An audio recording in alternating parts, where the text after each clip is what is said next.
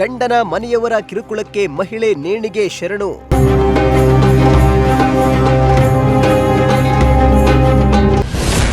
ವಿವಾಹಿತ ಮಹಿಳೆ ಸಾವಿಗೆ ನ್ಯಾಯಕ್ಕಾಗಿ ಪ್ರತಿಭಟನೆ.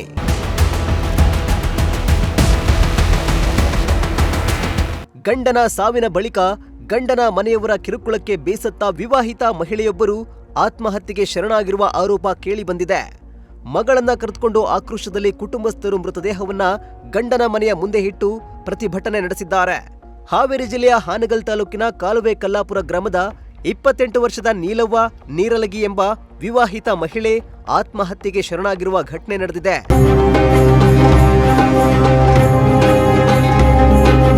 ನೀಲವ್ವ ಅವರ ಪತಿ ಶಿವಾನಂದ ಅವರು ಕಳೆದ 3 ತಿಂಗಳ ಹಿಂದೆ ಹೃದಯಾಘಾತದಿಂದ ಮೃತಪಟ್ಟಿದ್ರು.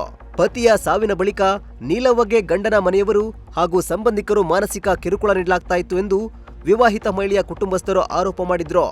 ನಿನ್ನ ಗಂಡನ ಜೊತೆ ನೀನು ಸತ್ತು ಹೋಗ್ಬೇಕಿತ್ತೋ, ನೀನು ನಮ್ಮ ಪಾಲಿನ ದರಿದ್ರ, ನಿನ್ನ ಗಂಡನ ಆಸ್ತಿಯನ್ನ ಕೊಟ್ಟುಬಿಡು ಎಂದೆಲ್ಲ ಕಟುವಾಗಿ ಮಾತನಾಡಿ ಹಿಂಸೆ ಕೊಡ್ತಾ ಇದ್ರಿಂದ ಮನನೊಂದ ವಿವಾಹಿತ ಮಹಿಳೆ ಸಾವನ್ನಪ್ಪಿದ್ದಾರೆ.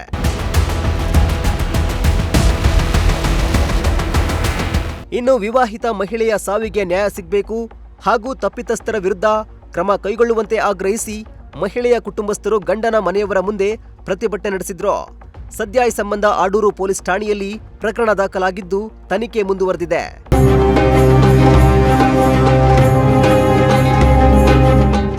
ಲೋಕೇಶ್ ಸುಣಗಾರ್, ಪ್ರಜಾಶಕ್ತಿ ಟಿವಿ, ಹಾವೇರಿ.